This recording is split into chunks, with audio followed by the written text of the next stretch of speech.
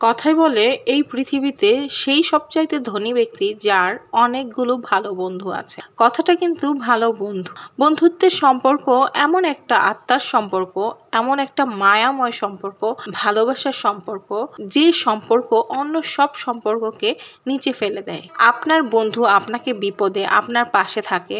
আপনি যদি প্রচন্ড ট্রেসের মধ্যে পড়েন, আপনার বন্ধু তখন আপনার পাশে থেকে সেই ট্রেস থেকে আপনি কিভাবে মুক্ত হবেন তার পথ বের করে দেয়।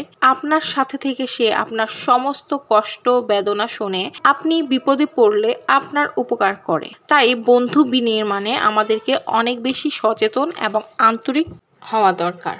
তবে খেয়াল রাখতে হবে আপনি আপনার জীবনের সমস্ত গোপন কথাগুলো, আর্থিক, ইমোশন, ব্যক্তিগত জীবনের সব কথাই যদি আপনি আপনার বন্ধুর সাথে শেয়ার করেন এবং সেই বন্ধু যদি আপনার কোনো এক সময় শত্রুতে পরিণত হয়, তাহলে সেটাও কিন্তু অনেক বেশি বিপজ্জনক। তাই প্রকৃত বন্ধু চেনা এবং সঠিক মানুষের সাথে বন্ধুত্ব করতে পারা এটা একটা বিরাট সৌভাগ্যের ব্যাপার।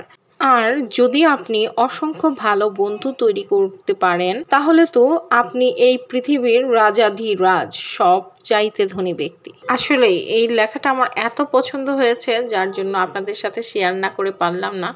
প্রকৃত পক্ষে আসলে বন্ধু যদি আমাদের মনের মতো না হয় এবং যার কাছে বললে কথাগুলো একদম তার ভিতরে না থাকে, ওই ধরনের বন্ধুর সাথে মেলামেশার চেয়ে আমার মনে হয় পরিবারের সাথে বন্ধুত্ব করাটাই সবচাইতে বেটার। আপনি দেখবেন আপনার দিন দিন বন্ধুর সংখ্যা অনেক বেশি কমে গিয়েছে। এখন তো এমন একটা বয়সে আছি আমরা, আমার মনে হয় যে আমার কোনো বন্ধুই নাই। সত্যিকার অর্থে আমার বন্ধু এখন আমার পরিবারের মেম্বার, আমার বাচ্চারা, আমার হাজবেন্ড, আমার বাবা মা বা আমার বোন, এরাই এখন আমার বন্ধু। আসলে তেমন কোনো বন্ধুই আমার নেই।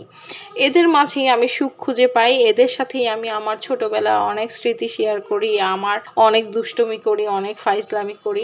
এরাই আমার আসলে প্রকৃত বন্ধু। তো আমাকে একটু রিল্যাক্স দেওয়ার জন্য আমার ছেলে আমার জন্য চিকেন রান্না করেছে। যদিও সব কিছু পরিপাটি করে দিছি, আমি সব কিছু গোছাই দিছি, আমি সত্যি চিকেনটা এত মজা হয়েছে। আমার ছেলে মাশাআল্লাহ অনেক মজার চিকেন রান্না করেছিল সেই দিন। যদিও এই ভিডিওটা আরও আগের ভিডিও, তারপর একটু লেট হয়ে গিয়েছে, ভয়েস ওভার দিতে আমার একটু সময় লেগেছে। তো খাবারে যা যা ছিল সেগুলো তো আপনাদের সাথে শেয়ারই করেছি। এখানে ছিল হচ্ছে পুঁটি মাছ ভাজা, তারপরে চিকেন, তারপরে হচ্ছে আপনার লাউ শাক, তারপরে হচ্ছে আপনার কি বলে পাট শাক, তারপরে হচ্ছে শুটকি ভর্তা। শুটকি ভর্তাটা যে কি মজা হয়েছে কি বলবো, এখন ভয়েস ওভার দিতে গিয়ে আমার এখনই আবার খেতে ইচ্ছা করছে। সত্যি জাস্ট লাজবাব। আপনারা যদি এইভাবে রেসিপিটা চান আমি অবশ্যই আপনাদের সাথে শেয়ার করতে পারি। আর এটা আমার শাশুড়ি এইভাবে বানাতো, খুবই মজা হয়।